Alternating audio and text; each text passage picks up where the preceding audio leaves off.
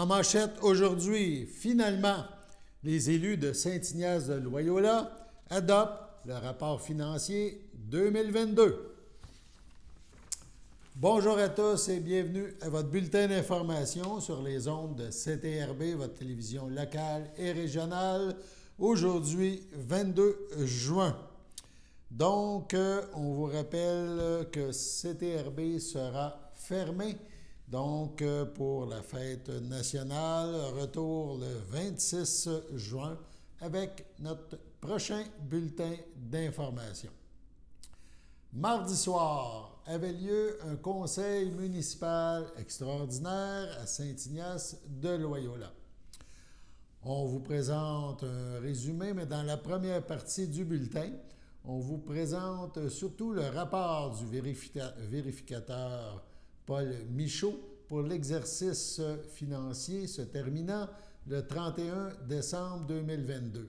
Saint-Ignace-de-Loyola, dans la MRC de Dautrey, est donc la dernière municipalité à adopter son bilan financier 2022. On sait qu'il y a eu plein de petits problèmes à régler entre le moment normal qu'on dépose ce bilan, cet exercice financier et la réunion de mardi.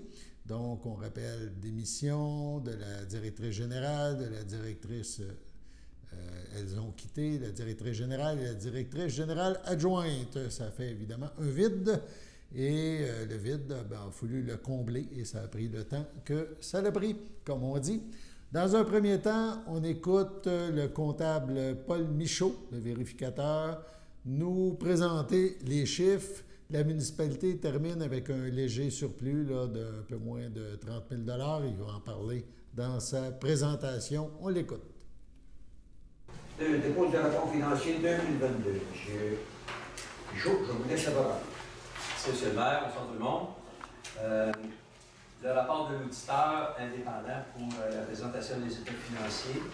Écoutez, c'est un rapport de 3 pages, mais je vais en lire un paragraphe parce que la présentation sommaire fait en sorte qu'on émet simplement notre opinion pour ce qui est de l'émission du rapport d'information sommaire. Donc, nous avons effectué l'audit des états financiers de la municipalité de Saint-Ignace-de-Loyola qui comprennent l'état de la situation financière au 31 décembre 2022 et les états des résultats, de la variation des actifs financiers nets et des flux de trésorerie pour l'exercice terminé à cette date, ainsi que les notes complémentaires, y compris le résumé des principales méthodes comptables. À notre avis, les états financiers ci-joints donnent dans tous leurs aspects significatifs une image fidèle de la situation financière de la municipalité de Saint-Ignace au 31 décembre 2022, ainsi que des résultats de ses activités, de la variation de ses actifs financiers nets et de ses flux de trésorerie consolidés pour l'exercice terminé à cette date, conformément aux normes comptables canadiennes pour le secteur public. Dans la brique que vous allez avoir, qui est déposée sur le site web, vous allez avoir le détail concernant le fondement d'opinion, les observations, les fins fiscales, la responsabilité de la direction de la gouvernance des états financiers de la municipalité, la responsabilité de l'auditeur des états financiers et un résumé des méthodes qui ont été utilisées pour faire la présentation des états financiers. Maintenant, la présentation sommaire, c'est un résumé qui nous donne les activités de la municipalité pour l'année 2022. Dans les revenus concernant la réalisation en 2022, on a obtenu des revenus de fonctionnement de 2 832 917. Je vais vous élaborer un petit tableau tantôt qui va vous donner quand même les composantes du 2 832 917. Également, on a obtenu des revenus d'investissement de 387 561, qui sont des revenus pour lesquels on dépense les mêmes montants pour investir en immobilisation. Donc, les revenus totaux pour l'exercice 2022, 3 220 478, auxquels on va imputer maintenant les charges. Donc, l'ensemble des secteurs d'activité de la municipalité a eu des coûts de 3 142 932, ce qui laisse un excédent d'exercice de 77 546, avant qu'on impute les revenus d'investissement qu'on a obtenus dans nos revenus précédemment, qui est l'équivalent du 387 561. En amputant ce montant-là de notre 77 000 de l'exercice, on obtient un déficit de 310 015. Donc, le 387 000 investis fait en sorte qu'on a généré un déficit de 310 015. Cependant, à ces montants-là, il faut considérer qu'il y a des conciliations des fins fiscales qui sont des éléments de comptabilité qui fait qu'on n'a pas déboursé pour ces dépenses-là ou on a obtenu du financement additionnel sans avoir à passer par les charges ou les revenus. Le montant d'amortissement des immobilisations corporelles, c'est une dépense qui est présentée aux charges, mais qui n'est pas nécessairement déboursée. On a pour 359 824. On a des remboursements de la dette, qui est le capital remboursé sur la dette, qui n'est pas dans les charges, mais qui est un déboursé pour 68 224. On a également des activités d'affectation, qui sont les activités d'investissement qui ont été faites par le Fonds général pour 120 216. Donc, dans nos activités d'investissement, c'est dans nos charges, mais d'un autre côté, c'était investi dans les infrastructures de la municipalité pour 120 216. On a des excédents accumulés qu'on a utilisés durant l'exercice pour combler justement les affectations qu'on a faites pour 161 326 et d'autres éléments de conciliation pour 3 900. Ce qui fait en sorte qu'on a des éléments de conciliation fiscale qui représentent 336 610 en positif qui viennent éponger le 310 015 de déficit qu'on avait au niveau du fonctionnement en considérant les investissements. Donc, on obtient un résultat de fonctionnement d'exercice 2022 positif de 26 595. Donc, on a généré un excédent dans l'exercice 2022 pour 26 595. Dans les actifs et les passifs financiers maintenant de la municipalité, présentation des états financiers municipaux et différentes d'entreprises. On parle d'actifs financiers, passifs financiers, c'est un peu comme les activités de fonds de liquidité, les flux de trésorerie qu'on parlait tantôt dans le rapport d'auditeur. Donc, dans les actifs financiers, le poste qu'on rencontre en premier lieu, c'est les trésoreries. Donc, le compte de banque de 269 598 au 31 décembre 2022. On a des débiteurs pour 950 455. On a un montant à recevoir en prêt pour le faux sceptique pour 60 335. Pour un total d'actifs financiers de 1 280 388. Dans les passifs, maintenant, on a les montants qu'on doit payer au niveau des liquidités qui vont sortir un jour pour les dettes à long terme, 1 360 735. Et dans les autres, on a pour 2 333 621. L'autre est quand même assez général comme tel. Je peux vous donner un petit peu plus de détails. Il y a des emprunts temporaires parce qu'il y a des financements en cours pour 1,9 million. Il y avait des comptes fournisseurs pour 350 000, des salaires et puis intérêts courus, puis à peu près une trentaine de mille. Le fonds d'épargne était un il y a 71 000 de disponibles. Et taxes payées d'avance pour 11 000. C'est ce qui représente le 2 333 000. Donc les passifs financiers au total représentent 3 694 356. Auquel maintenant on vient enlever les actifs financiers qu'on avait tantôt de 1 280 388. On a donc un déficit financier en termes de liquidité de 2 413 968, c'est compréhensible, dû à l'emprunt temporaire et aux dettes à long terme qui sont co-payables immédiatement à court terme. Maintenant, dans les actifs non financiers, la municipalité détient des immobilisations. Les immobilisations, c'est l'ensemble du réseau routier, aqueduc, égouts, bâtisses, les loisirs, etc., tout ce qui est infrastructure, pour 8 436 041. Et on a également d'autres actifs non financiers qui sont les inventaires que la municipalité détient, plus des frais payés d'avance pour 84 408. Donc, dans les actifs non financiers, on totalise 8 520 449 qui servent à éponger le déficit des actifs financiers de 2 413 968 pour laisser des surplus accumulés dans la municipalité de 6 106 481. Le 6 106 481 est composé d'excédents. Dans ces excédents-là, on a des surplus non affectés qui sont les surplus libres de la municipalité pour 268 403. Ça tient compte du 26 000 de surplus qu'on a fait dans l'exercice 2022. Puis il y avait des surplus des années antérieures qui sont considérés également dans le 268 000. On a également des réserves financières. Dans les fonds réservés, c'est pour des buts spécifiques, on a des soldes disponibles sur le règlement d'emprunt, qu'on appelle, en fin de compte, un emprunt qui a été réalisé puis qui est plus élevé que le montant des coûts du projet, fait en sorte qu'on a des soldes disponibles qu'on peut utiliser pour d'autres fins, mais c'est pour du règlement c'est pour du remboursement de la dette seulement. 28 069. Dépenses constatées à taxer ou à pourvoir, c'est la vidange des coûts à financer cette année, 184 461. On a également des financements des investissements en cours, dont Laurent Saint-Pierre et les autres projets en cours pour 1 599 690. Et on a l'investissement net dans les immobilisations, donc l'équité sur les immobilisations, qui est actuellement de 7 594 160. C'est ce qui explique le 6 106 481 au niveau des surplus accumulés de municipalité. Maintenant, j'ai un détail concernant un détail qui est assez sommaire, de l'endettement justement sur la dette à long terme. L'endettement à long terme de l'administration municipale représente 1 243 645, auquel on doit ajouter maintenant la part qu'on a au niveau de l'endettement de la MRC, qui représente 165 000 pour la municipalité de Saint-Ignace. Ça fait un total de 1 408 667 au niveau de l'endettement total net à long terme pour la municipalité. Ça, c'est des informations complémentaires, ça ne fait pas nécessairement partie des résultats de l'exercice. Dans la dette à long terme, la composition, c'est que cette dette à long terme-là va être remboursée pour une partie, en majeure partie par l'ensemble des contribuables pour un montant de 841 881. Il y a un montant à charge d'une partie des contribuables qui est la vidange des faux septiques, on l'a recevoir, puis on l'a ici au niveau de la dette parce qu'on l'a emprunté pour la financer, 60 335. Et on a également des subventions à recevoir du programme Primo pour un montant de 458 519. Donc, cette partie-là n'est pas payable par l'ensemble des municipalités, par l'ensemble des citoyens, mais plutôt à recevoir du gouvernement du Québec pour le projet de subvention Primo. Donc, un total de 1 360 735 au niveau de l'analyse de la dette à long terme. Les revenus, tantôt, je vous ai indiqué que ça représentait 2 832 000. La ventilation de ces montants-là, c'est en provenance, en majeure partie, des taxes qu'on a perçues sur les comptes de taxes des contribuables, 2 363 381. Les compensations tenant lieu de taxes pour 31 769, c'est des écoles, des édifices gouvernementaux, etc., qui sont payés par le gouvernement. Ensuite, les revenus de transfert pour 126 563. Les services rendus pour 147 108. L'imposition de droit, amende, pénalité, revenus de placement et autres pour 157 241. Dans le dessous de la remarque que je peux faire, c'est que les taxes de mutation ont généré quand même 135 000 de revenus dans l'année 2022 pour être inclus dans le 157 000 qui est présenté à cet endroit-là. Autres, 6 855, donc 2 832 917 au niveau des revenus de fonctionnement.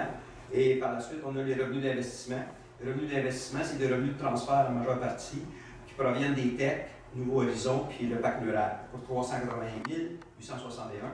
Et on a aussi un revenu qui est l'affectation du fonds des parcs et terrains de jeu pour 6 700 pour l'acquisition de produits au niveau des loisirs.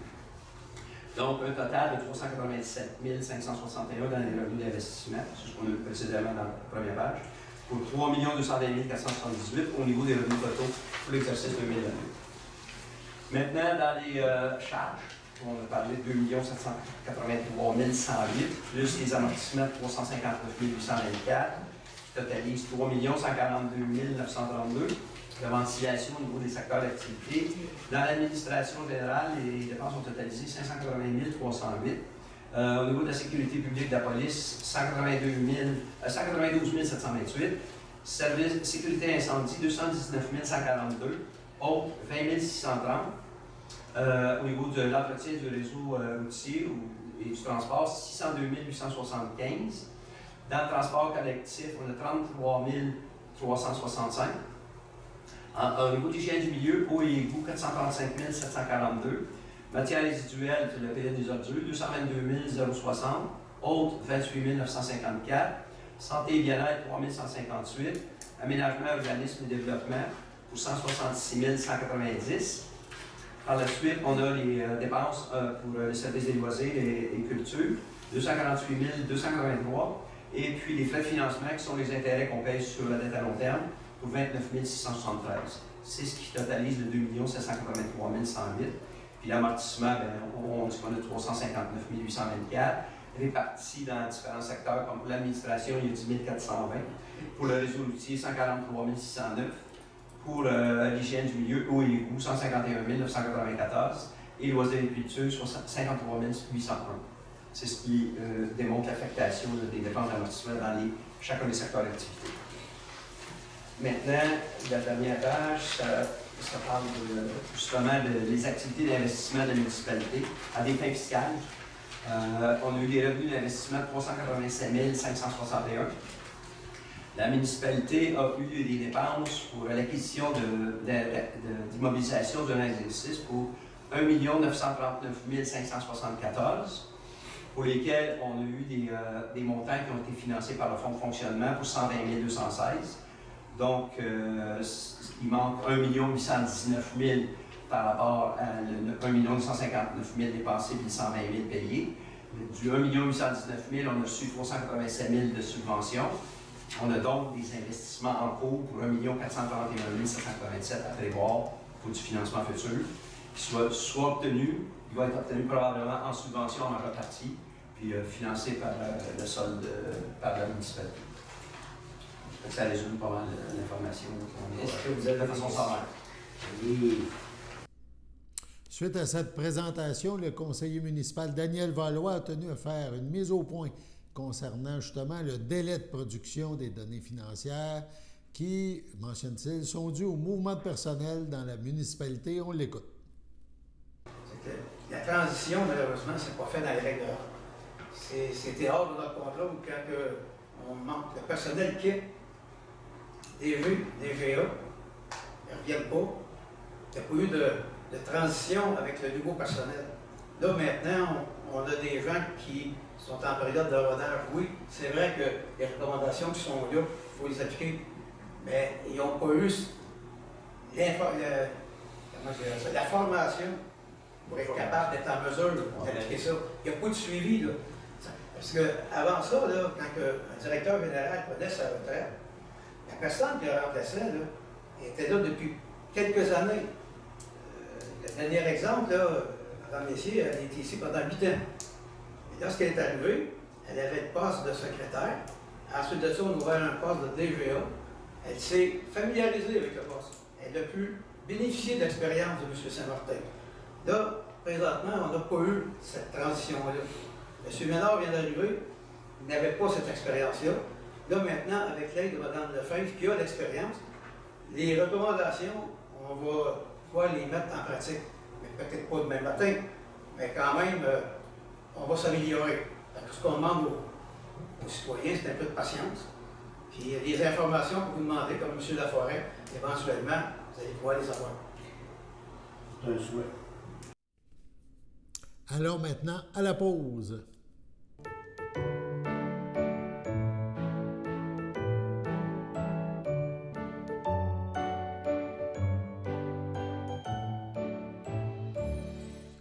En ce 22 juin, les anniversaires à souligner, la FADOC de l'île du Pas désire souhaiter bonne fête à Éric Millette et le Centre d'action bénévole d'Autrey souhaite un heureux anniversaire à Georgette Gagnon.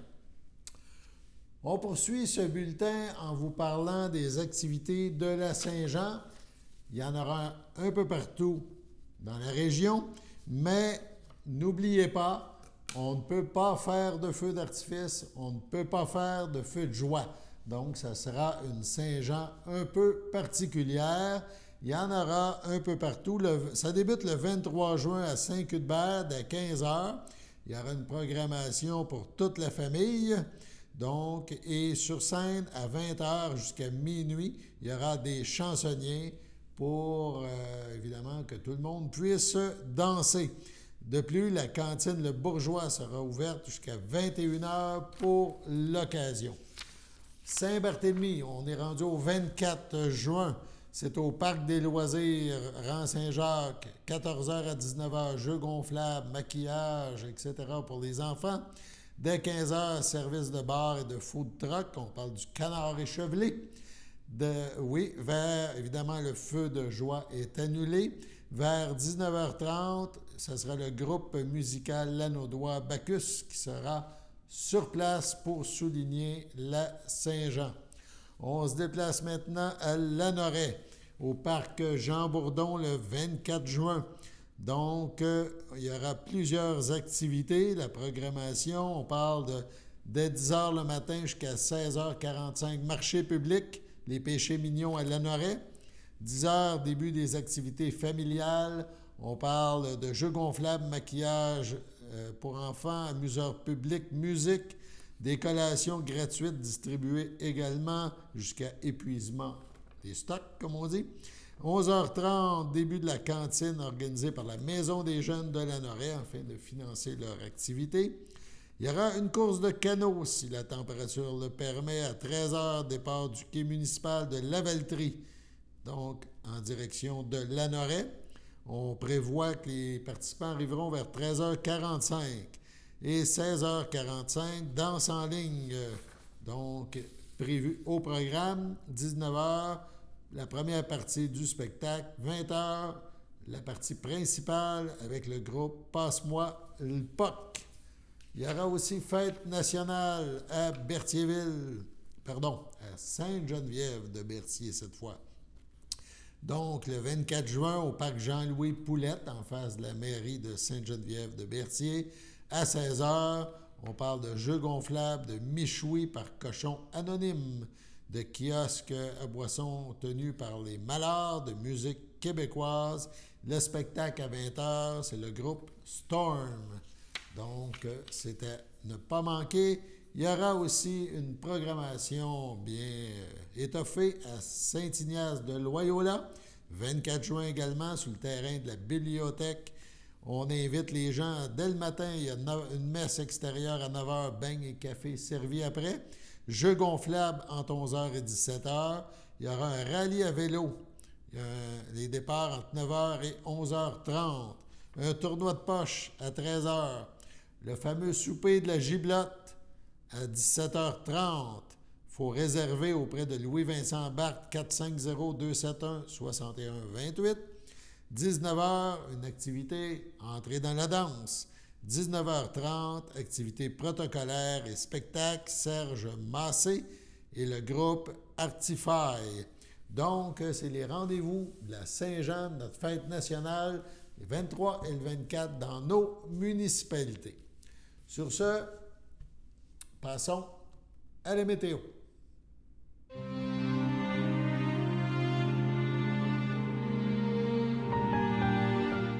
Au CHDL de Saint-Charles-Borromée, le 15 juin, à l'âge de 70 ans, est décédée Mme Marie Langevin, fille de feu Benoît Langevin, de feu Jeannette Lavallée, demeurant à Berthierville, native de Saint-Cuthbert.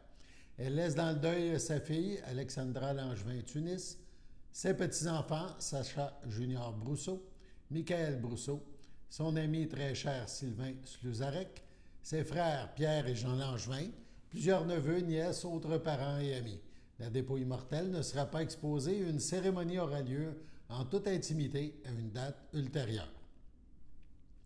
Au CHDL de Saint-Charles-Borromée, le 2 juin, à l'aube de ses 74 ans, est décédée Mme Nicole Lambert, fille de feu Damas Lambert et de feu Marie-Ange Raté, demeurant à Berthierville, native du Lac-Saint-Jean.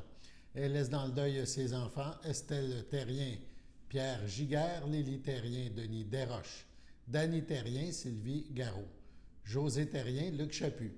Ses petits-enfants, Roxane Vézina-Terrien, Daphné Vézina-Terrien, Tony Terrien, Alexandre l'Italien, Vanessa l'Italien, Kevin Terrien, Jade Desroches, Lydia Desroches, ainsi que leurs conjointes. Ses arrière-petits-enfants, Mathéo, Noah, Abigail et Cara. Sa sœur, son frère, son beau-frère, Mimi Lambert, Gaston Vallée, Jean-Guy Lambert, ainsi que plusieurs neveux, nièces, autres parents et amis. La famille vous accueillera samedi le 24 juin de midi au complexe funéraire Thériault, 741 Notre-Dame, à Berthierville. Suivra une liturgie à la chapelle du complexe à 15h. Les cendres de Mme Lambert seront déposées au columbarium du complexe Thériault à Berthierville. À Trois-Rivières, accidentellement, le 11 juin, à 52 ans, est décédé Patrick Pinault, fils de Lynne Dufresne et de François Frappier, demeurant à Trois-Rivières. Il laisse dans le deuil, outre ses parents, ses enfants, Maxime, Sandrine, William Gauthier, Élodie et Élie, sa sœur Claudia Frappier, Johan Gagné, son filleul Samuel, sa nièce Émilie, son ami de cœur Marie-Renée Noël, ainsi que Marc Pinault, ses oncles, tantes, cousins, cousines, autres parents et amis. La famille vous accueillera vendredi le 23 juin dès 10h au salon funéraire F. Thériault, rue Notre-Dame à Berthierville. Suivra un hommage à 14h en ce même lieu. À son domicile, le 23 mai dernier, à l'âge de 94 ans, est décédé M. Régent Savignac, époux de feu Louisette Laforêt, demeurant à Berthierville. lui ayant précédé sa fille Joanne. Il laisse dans le deuil son fils Pierre Savignac, Lise Bérubé, ses petits-enfants Olivier, Émilie Audet, Mathis Savignac, Justine Marion, Alexandre Désy, ses arrière-petits-enfants Loïc, Félix, Florence et Éléonore, ses sœurs, son frère, ses beaux-frères et belles-sœurs, Céline Savignac, feu Marcel Corriveau, Gabriel Savignac, prêtre, Marie Savignac, feu Philippe Paquin, Édith Savignac, Pierrette Laforêt, feu Gilles Moreau, Monique Laforêt, feu Jean-Baptiste Arnois, ainsi que plusieurs neveux, nièces, autres parents et amis. La famille vous accueillera dimanche 25 juin de midi au complexe funéraire Thériault, rue Notre-Dame à Berthierville. Suivra une liturgie à la chapelle du complexe à 14h30. Les cendres de M. Savignac seront déposées au Columbarium F. Thériault de Berthierville. Au CHSLD Piémont, le 19 juin dernier, à 62 ans, est décédée Mme Diane Bissonnette, épouse de Marc Lefebvre, demeurant à Saint-Ignace de Loyola. Elle laisse dans le deuil, outre son époux, son fils, Marc-André Lefebvre, Andréane Bocage, sa petite-fille Anaïs Lefebvre, son père Denis Bissonnette, feu Marceline Latour, ses sœurs, son frère, ses beaux-frères et belles-sœurs, Hélène Bissonnette, Claude Moreau, Sylvie Bissonnette, Luc Chevalier, Claude Bissonnette, Jocelyne Parent, Guy Lefebvre, Céline Bergeron, Luc Lefebvre, Lise Beauregard, Louise Lefebvre, Daniel Riquier, Marie Lefebvre, André Saint-Georges, son filleul Édith Chevalier, sa filleule Mélanie Saint-Georges, ainsi que plusieurs neveux, nièces, autres parents et amis. La famille vous accueillera vendredi le 30 juin dès 13h en l'église Sainte-Geneviève de Berthier. Suivront les funérailles à 14h30. Madame Bissonnette sera inhumée au cimetière de Saint-Ignace le même jour.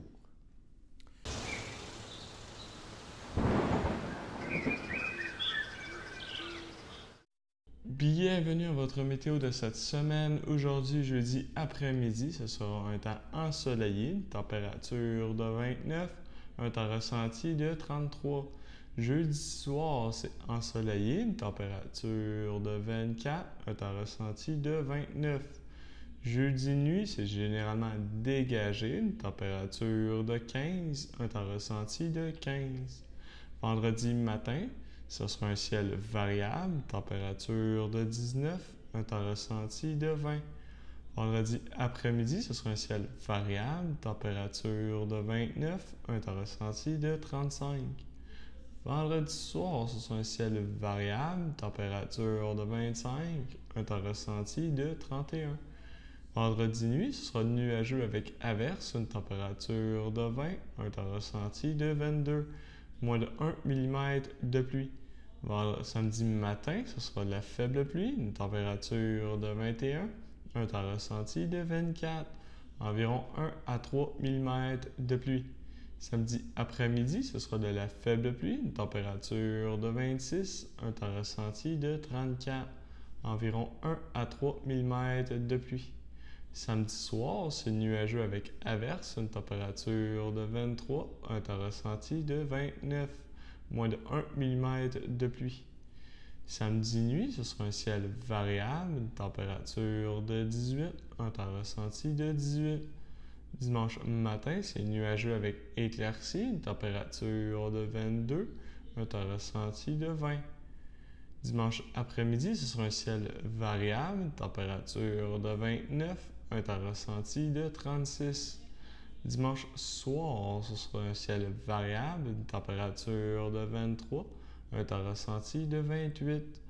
Dimanche nuit, ce sera un ciel variable, une température de 19, un temps ressenti de 20. Et voilà, c'était tout pour votre météo.